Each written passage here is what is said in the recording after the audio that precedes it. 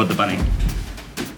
That's fine. Okay. Chris Knight and Celso Delay are the sort of content creators YouTube was originally designed for. Camera set. For 6 years, they've been filming G News, their weekly news show for the LGBTQ community, from the living room of their San Francisco apartment.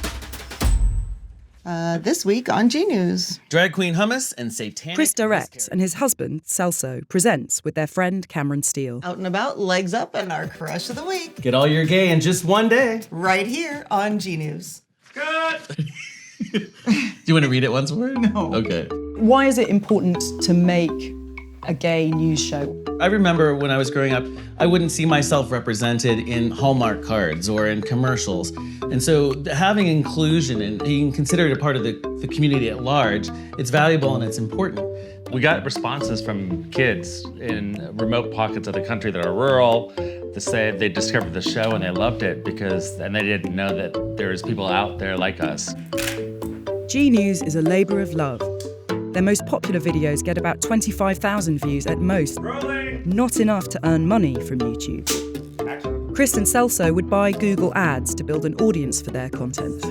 To get it in front of the eyeballs of the people that would be interested in it, we couldn't just depend on the organic thing of it. So advertising was key. July 17th is World Emoji Day.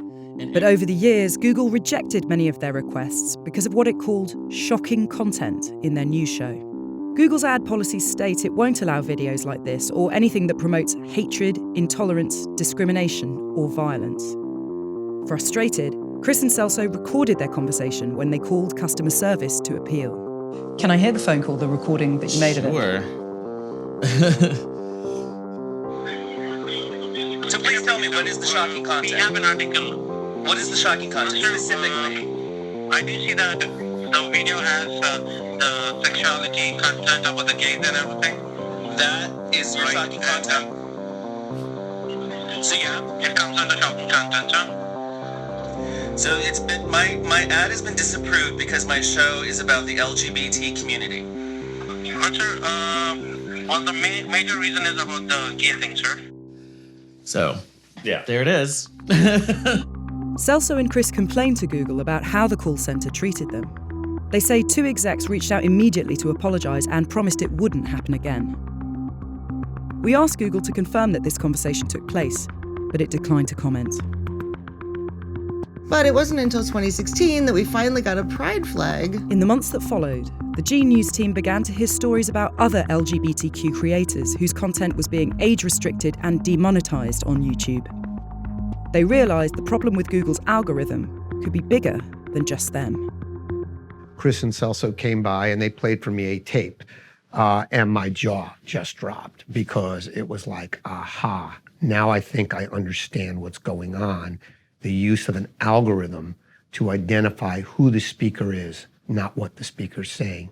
Oh my God, that's unbelievable. Peter Obstler is the lawyer representing Chris, Celso, and the 12 other LGBTQ plaintiffs in their lawsuit. Let's see what I can do. He has previously represented conservative YouTubers who also say that Google was unfairly censoring them.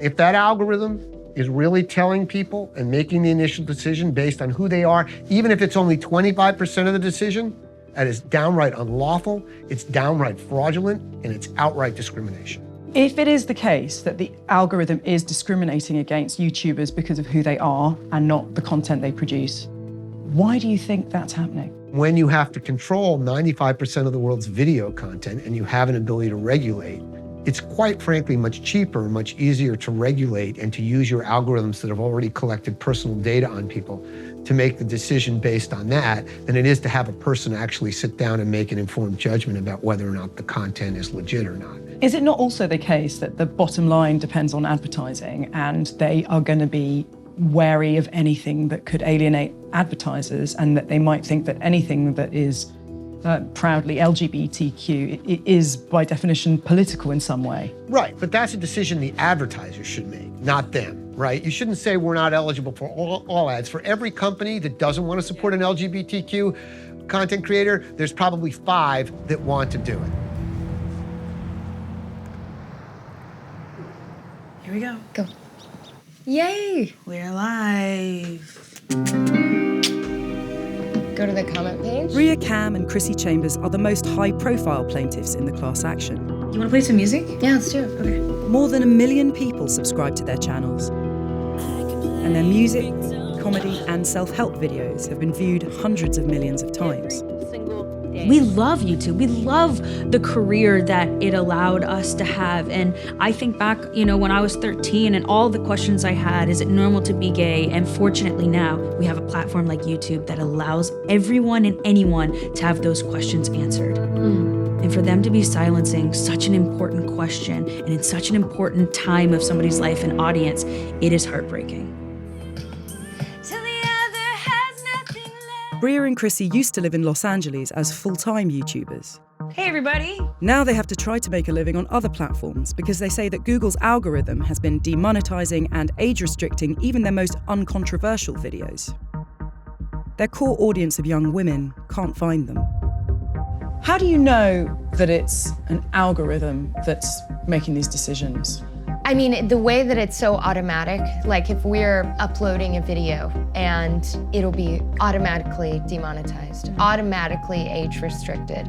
I know someone's not just sitting at their computer saying, oh, they've done it again. No content that we make is safe.